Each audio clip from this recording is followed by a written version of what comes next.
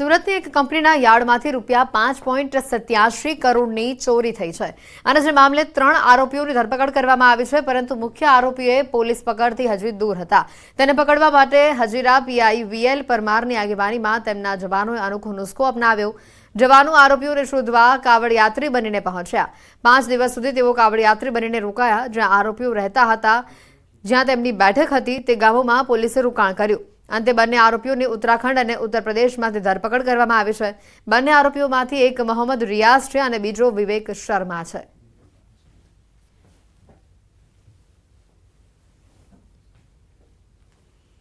સુરત શહેરના સહારા દરવાજા પાસે આવેલી એપીએમસીની 5 સ્ટાર હોટલની 27 ઓગસ્ટે હરાજી થશે. ખેડૂતના હિત માટેની જમીન ઉપર 5 સ્ટાર હોટલ બનાવવામાં આવી છે. 5 સ્ટાર હોટલની 27મી ઓગસ્ટે ઓનલાઈન હરાજી કરવામાં આવશે.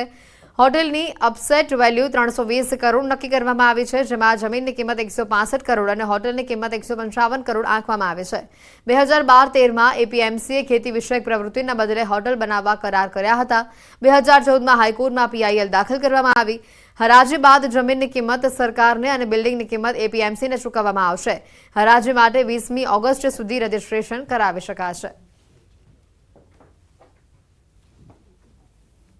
સુરતના રિંગ રોડ ઉપર ખેડૂતોના હિત માટે આપવામાં આવેલી જમીન ઉપર એપીએમસીના સત્તાધીશો દ્વારા એક 7 સ્ટાર હોટલ બાંધી દેવામાં આવી હતી. જો કે આ મામલે 2014માં એક પિટિશન કોર્ટમાં દાખલ કરવામાં આવી હતી, જેને લઈને કોર્ટ અને સરકારના આદેશ બાદ હવે આગામી 27મી ઓગસ્ટના રોજ આ હોટલની નીલામી કરવામાં આવશે. ખાસ કરીને 320 કરોડ રૂપિયા તેની કિંમત આંકવામાં આવી છે.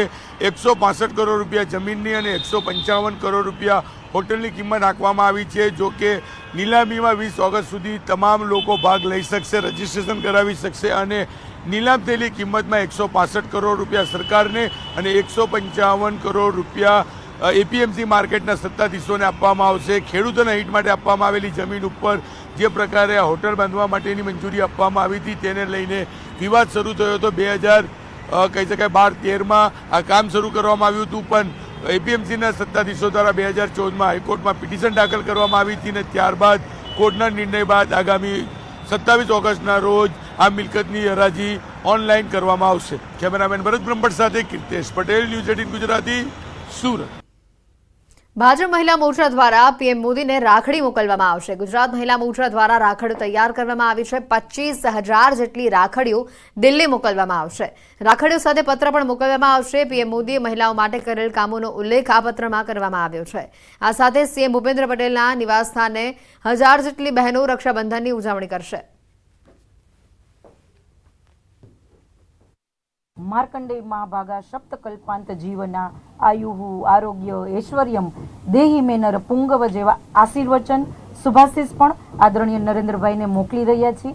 નરેન્દ્રભાઈને રાખડીઓ દિલ્હી ખાતે મોકલીને 19 તારીખનું જે પર્વ છે એ માનનીય મુખ્યમંત્રી ભૂપેન્દ્રભાઈ પટેલના નિવાસસ્થાને બહેનો પ્રત્યક્ષ રાખડી બાંધીને ઉજવવાની છે અને આવી રીતે આજે 25,000 જેટલી રાખડીઓ નરેન્દ્રભાઈને મોકલી રહ્યા છીએ. વડાપ્રધાન નરેન્દ્ર મોદીની પ્રેરણા થકી સમગ્ર દેશમાં એક પેડ માં કે નામ અભિયાન ચાલી રહ્યું છે અને ત્યારે સાબરકાંઠા જિલ્લામાં જીવદયા માટે ચાલતી ઈડર પાંજરાપોળ દ્વારા એક પેડ માં કે નામ પર્યાવરણ સંવર્ધન હેતુ કુપોષિત બાળકો માટે 10,000થી વધુ સરગવાના છોડનું વાવેતર કરવામાં આવ્યું છે. ઈડરની પાંજરાપોળ સંસ્થા 888 એકર જમીન ઉપર પથરાયેલી છે. વર્ષો અગાઉ રાજા રજવાડાઓએ અબોલ જીવોની સેવા ચાકરી માટે દાનમાં જમીન આપી હતી. આ જમીનમાં છોડનું વાવેતર કરી એક પેડ નહીં પરંતુ 10,000 છોડનું વાવેતર કરી અનોખો સંદેશો આપવામાં આવ્યો છે. સરગવાના છોડના પાનનો રસ કુપોષિત બાળકોને પીવડાવવામાં આવશે, જેમાંથી કુપોષિત બાળકોને પોષક તત્વો મળી રહેશે અને બાળકો તંદુરસ્ત બનશે. છોડનું વાવેતર કરી માતૃશ્રી હીરાબા સરગવા વાટિકા નામ અપાયું છે, જેનાથી પ્રેરાઈને 9 ઓગસ્ટે મુખ્યમંત્રી ભૂપેન્દ્ર પટેલ મુલાકાત લેશે. ત્યારે 10,000 રોપાનું વાવેતર કર્યું છે અને એનું નામ આપ્યું છે હીરાબા વાટિકા. આ રીતે અમે રોપા ઉછેર કરેલો છે સરગવાનો અને એક પેડ માં કે નામ આ રીતના કરીને એનું નામ આપેલું છે. 10,000 રોપાઓનું વાવેતર કર્યું અને અમે આનું પાવડર અને આની શીંગો એ કુપોષિત બાળકોને પહોંચાડીશું. અને સરકારને અમે એ રીતે મદદરૂપ થઈશું. વડાપ્રધાન નરેન્દ્ર મોદીએ સ્લોગન આપ્યું હતું કે એક પેડ માં કે નામ, એટલે તમામ લોકો એક પેડ માના નામે વાવે. પરંતુ અત્યારે હાલ તમે જોઈ રહ્યા છો દ્રશ્યોમાં તે પ્રકારે અહીંયા ઈડરની જે પાંજરાપોળ છે, પાંજરાપોળ ખાતે એક પેડ નહીં પરંતુ 10,000 પેડનું વાવેતર કરવામાં આવે છે, એ પણ સરગવાના. ખાસ કરીને જે કુપોષિત બાળકો છે તેમને સુપોષિત કરવા માટેનું પણ જે ઈડર પાંજરાપોળના પ્રમુખ દ્વારા એક સારું એવું કાર્ય કરવામાં આવ્યું છે. 10,000 જેટલા વૃક્ષોનું વાવેતર કર્યું છે.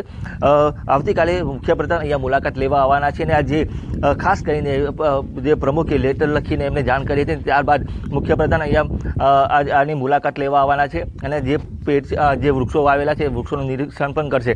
એટલે હજુ પણ આનાથી પણ વધુ વૃક્ષો 10,000થી પણ વધુ વૃક્ષો, બીજા 10,000 વૃક્ષોનું વાવેતર પણ કરવામાં આવશે. એટલે ખાસ કરીને જે કુપોષિત બાળકો છે તેમના આ સરગવાની શીંગો અથવા એમના પાન એમનાથી જે આરોગ્યપ્રદ કહેવાય છે અને આનાથી ઔષધીય વૃક્ષ પણ ગણવામાં આવે છે, જેથી ખેડૂતોને અને જે લોકોને પણ આનાથી ફાયદો થાય અને આનો પાવડર બનાવીને પણ વેચાણ કરવામાં આવે તો જે કુપોષિત બાળકો છે તેમને પણ ફાયદો થઈ શકે તે માટેનો આ એક સારું એવું ઉમદા કાર્ય કરવામાં આવ્યું છે.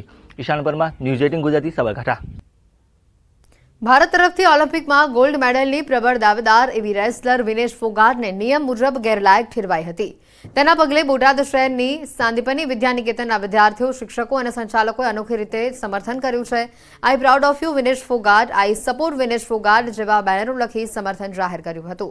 વિદ્યાર્થીઓએ ફ્લેક્સ બેનરની સાથે સપોર્ટ કર્યો છે તેમજ પોસ્ટકાર્ડ લખી સમર્થન કર્યું છે. શાળા દ્વારા ગોલ્ડ મેડલ તૈયાર કરવામાં આવ્યો છે જે પત્રો અને મેડલ સાથે મોકલી અપાશે. વિનેશ ફોગાટને અનોખી રીતે પ્રોત્સાહિત કરવા આ કાર્યક્રમનું આયોજન કરવામાં આવ્યું હતું. વિનેશ ફોગાટ છે 50 કિલો અને 100 વજનને માથે ડિસ્કોલિફાય કરી દેવામાં આવી છે. તેને ખૂબ જ મહેનત કરી પણ તે ગોલ્ડ મેડલથી થોડીક જ આગી રહી ગઈ છે. એને ભલે ગોલ્ડ મેડલ ના જીતી પણ દેશના દરેક લોકોના દિલ જીતી લીધા છે. અમારી સ્કૂલ તરફથી દરેક વિદ્યાર્થીઓએ પત્ર લખીને એને મોકલવાનો છે અને ગોલ્ડ મેડલ પણ આપવામાં આવ્યો છે. વિનેશ ફોગાટ જે 50 કિલો અને માથે 100 ગ્રામ માટે ડિસ્કોલિફાઈડ કરી દેવામાં આવી છે, તેથી તેને આખી રાત દિવસ મહેનત કરી હોય, તેને 100 ગ્રામ માત્ર વજન માટે તેને ડિસ્કોલિફાઈડ કરી દેવામાં આવે છે. તે ભલે ગોલ્ડ મેડલથી થોડીક રહી ગઈ અને ગોલ્ડ મેડલ ન જીતી શકી પણ દેશ માટે તો તે ગોલ્ડ મેડલ લઈ આવી છે. તમારી જીત સે જ્યાદા અમારી હાર કે ચર્ચે હૈ, એમ સમગ્ર દેશમાં અત્યારે એ ચર્ચાનું વાતાવરણ છે. ત્યારે સમગ્ર દેશ એના સમર્થનમાં આવી રહ્યો છે. ત્યારે અમે સાંદીપની વિદ્યાલયના બાળકો, શિક્ષકો અને સંચાલકો દ્વારા એક અહીંયાથી ગોલ્ડ મેડલ અમે જે એક છે એ એને મોકલવાના છીએ અને દરેક વિદ્યાર્થીઓ ટપાલ લખશે કે સપોર્ટ વિનેશ ફોગાટ. સમાચારોમાં હાલ રોકાઈશું એક બ્રેક માટે.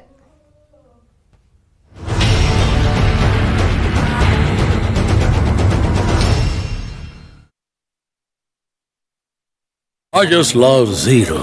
કેમ કે નળ ખોલી એટલે દારૂનો આખો નાવાનું મન નથી થતું, નથી કપડાં ધોવાનું મન થતું. 3 મહિનાથી મારી રજૂઆત છે. અત્યાર સુધી તમે નળ ખોલો અને ગંદુ પાણી નીકળે આ વાત તો અનેક વખત સાંભળી હશે, પરંતુ શું નળ ખોલો અને દારૂનો આથો નીકળે એ વાત ક્યારેય સાંભળી છે ખરી? કદાચ તમે કહેશો કે ના. જો કે રાજકોટમાં આવું થાય છે. રાજકોટના વોર્ડ નંબર 15માં ખોડિયારનગર વિસ્તારના લોકોના ઘરમાં નળ ખોલો તો દારૂ નીકળે છે.